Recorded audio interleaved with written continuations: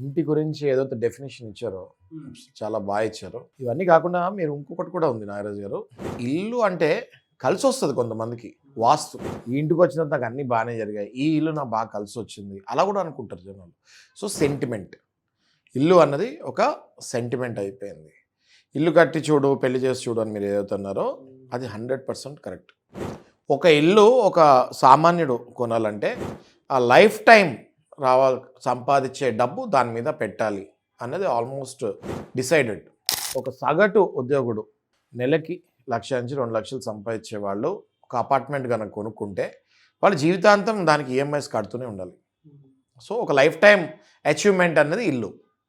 అలాంటి ఇల్లు ఒకవేళ ఏదో పరిస్థితుల వల్ల రిసెషన్ వల్ల, సాఫ్ట్వేర్ రిసెషన్ చూస్తున్నాం మనం, దేనివల్లనో ఒకవేళ ఒక 2 కానీ 3 ఈఎంఐలు కట్టకపోతే, నాగరాజు గారు 3 ఈఎంఐస్ కట్టకపోతే దాన్ని ఎన్పిఏ అంటారు, non performing assets. Exact, non performing asset కిందకు వచ్చేస్తుంది.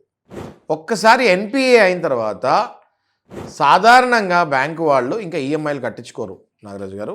వాళ్ళు ఇంకా లీగల్ ప్రొసీజర్కి వెళ్ళిపోతారు. వీళ్ళు మళ్ళీ వచ్చి నేను ఈఎంఐ కడతాను, దయచేసి నన్ను మొత్తం డబ్బులు అడగండి అన్నా కూడా బ్యాంకు వాళ్ళు వినే పరిస్థితికి రారు.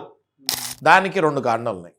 ఒకటి, వీళ్ళ పిలక వాళ్ళ చేతిలో ఉంటుంది. అంటే వీళ్ళు ఆల్రెడీ పేపర్లు హైపోతికేషన్ అయిపోయి ఉంటుంది బ్యాంక్కి. వాళ్ళు ఎంత త్వరగా వదిలించుకుందామా ఈయనని, నాకు ఇప్పుడు వడ్డీతో పాటు నా డబ్బులు తీసేసుకుంటున్నా ఒకటేసారి. వీళ్ళు కనుక కంటిన్యూగా బౌన్స్ కాకుండా నెల కడితే బ్యాంకు వాళ్ళు చచ్చినట్టు వెయిట్ చేయాలి.